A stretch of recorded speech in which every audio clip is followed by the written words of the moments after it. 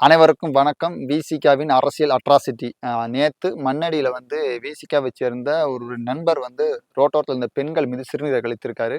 அதனால அங்க ஏற்பட்ட ஒரு பிரச்சனையில வந்து விசிகாவை சேர்ந்த ஒரு 30 வயது மிக்க ஒரு இளைஞர் கலைச்செல்வன் அப்படின்றவர் வந்து அடித்து கொல்லப்பட்டிருக்காரு.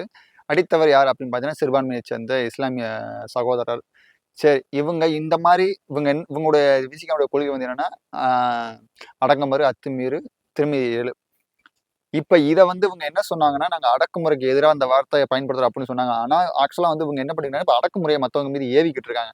தொடர்ந்து பார்த்தீங்கன்னா, கடைகள்ல வந்து மாமூல் கட்டு வசூல் பண்றது, இந்த மாரி கடைகள இடத்த ஆக்கிரமிப்பு பண்றது, அல்லது நம்ம இவர அடிச்ச ஏர்போர்ட் மூர்த்திய வந்து அடிச்சதா இருக்கட்டும், அண்ணன் ராஜீவ்காந்தி அடிச்சதா இருக்கட்டும்.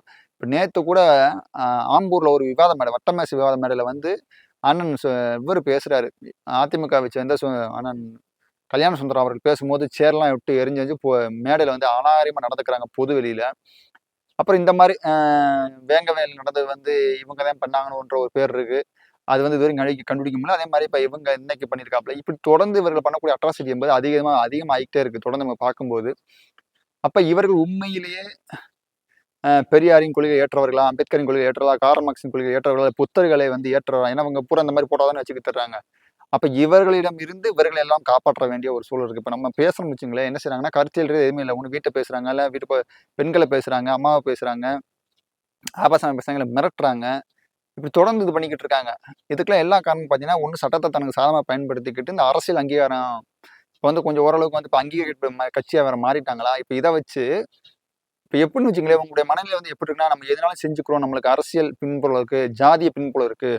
அப்படின்னு ஒரு துணிச்சலா எல்லாத்தையும் செய்யக்கூடிய வேலைகள் இருக்காங்க. எப்படி ஜாதிய வச்சு இவங்க அரசியல் பண்றாங்க? ஒரு காலத்துல நீங்க சொல்ற சோ கால்டு ஆண்டைகள் வந்து, நாங்க ஆண்ட போறோம்ன்னு சொல்லி ஒரு அட்ராசிட்டி செஞ்சாங்களோ, இப்ப அவங்கலாம் ஒதுங்கி போயிட்டாங்க. எல்லாம் ஆட்டம் போட்டு முடிச்சுட்டாங்க. ஒரு சில பேர் ஏதோ நாதாரிகம் செஞ்சுக்கிட்டு இருக்கலாம். ஆனா இப்ப இவங்க என்ன செய்றாங்க, தான் எதுக்கு பலவீனமா இருந்துச்சோ, அத பலவீனமா ஆக்கிக்கிட்டு, மற்ற சமூக மக்களோட இல்ல பொது வெளியில வம்பு இழுக்கிறது. இழுத்தாங்கன்னா, அவங்க ஏதாச்சும் எதிர் தரப்புக்காரங்க வந்து ஏதாச்சும் கேள்வி கேட்டாவோ, அல்லது பிரச்சனைனாவோ, அத இவங்க எப்படி கொண்டு போய் போலீஸ் ஸ்டேஷன்லயோ, மற்ற இடங்கள்லயோ இவங்க எப்படி அரசியலாக்குறாங்க அப்படின்னா, என் ஜாதிய சொல்லி திட்டிட்டான். என்னைய சமூக பேர சொல்லி திட்டிட்டான். என்னைய வந்து இப்படி பண்ணிட்டான், அப்படி பண்ணிட்டான்னு சொல்லி அத பண்றாங்க. அப்ப இந்த மக்கள இவங்க இந்த கட்சிக்கார அதான் நான் அந்த அந்த மக்கள குறிப்பிட்ட மக்கள சொல்லலங்க. இந்த குறிப்பிட்ட கட்சி தான் நம்மளுக்கு வந்து இப்ப பிரச்சனையா இருக்கு. நமக்குன்னு இல்ல, எல்லா மக்களுமே சொல்றாங்க. நம்ம பொது வெளியில பார்க்கும்போது இவங்களோட அட்ராசிட்டி அதிகமா இருக்கு அப்படின்னு.